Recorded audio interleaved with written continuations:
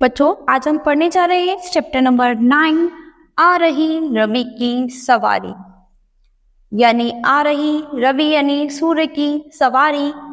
प्रातः सूर्य का आगमन किसी तेजस्वी राजा के समान होता है। यानी हर सुबह सूर्य का जो आने का समय होता है वो किसी तेजस्वी राजा के समान होता है।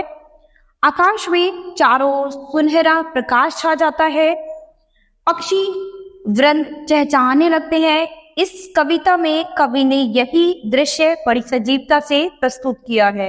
यानी आकाश में चारों ओर प्रकाश छा जाता है और पक्षी जो है वो चहचहाने लग जाते हैं और एक नई रोशनी हमें देखने को मिलती है। तो इस कविता में हम इसी दृश्य को पढ़ते हैं। ये हरिवंश राय बच्चन की कविता है, उसको पढ़ेंगे। आ रही रवि की सवारी, नव किरण का रथ सजा है, कली कुसुम से पथ सजा है। यानी आ रही है सूरज की रथ सवारी, नई किरणों से उनका रथ सजा हुआ है और फूलों से कलियों से उनका जो पथ है वो सजा है। फूलों और कलियों से उनका जो रास्ता है वो पूरा सजा हुआ है। बादलों से अनुचरों से स्वर्ण की पोशाक धारी, तो बादलों के अनुचर से वो स्वर्ण की पोशाक, सोने की पोशाक धारण किए हुए हैं। आ रही रवि की सवारी, तो आ रही है सूर्य की सवारी। विहग वंदी और चारण, गा रहे हैं कीर्ति गायन। यानी जितने भी पक्षी हैं, पशु पक्षी हैं, सब जो हैं उनके आने की खुशी में, उनके आने की उसमें वो कीर्ति गायन यानी खुशी से गुणगान कर रहे हैं, गाने गा रहे हैं, चहचहा रहे हैं। छोड़कर मैदान भागी तारकों की फौज सारी, तो उनके आगमन से मैदान छोड़कर सभी तारों की फौज जो है वो भाग गई है।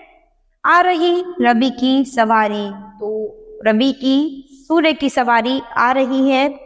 चाहता हूँ उछलूं विजय कह, पर ठिठकता देखकर ही है, रात का राजा खड़ा है राह में बनकर भिखारी।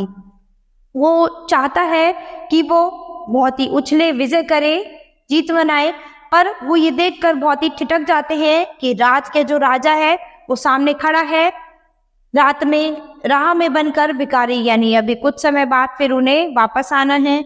आ रही रवि की सवारी यानी सूर्य की सवारी एकदम निरंतर चली आ रही है। तो ये हरिवंश राय जी की, बच्चन जी की कविता है, जिसमें वो बता रहे हैं कि सूर्य जो है वो एक राजा के समान अपने रथ पर सवार होकर इस तरह से आ रहे हैं और सभी पशु पक्षी और प्रकृति के फल फूल वगैरह सभी जो हैं, सभी लोग उनका अभिवादन कर रहे हैं। तो ये चैप्टर हमारा बच्चों यही समाप्त होता है। अब हम अपनी नई क्लास में मिलेंगे अपने नए चैप्टर के साथ।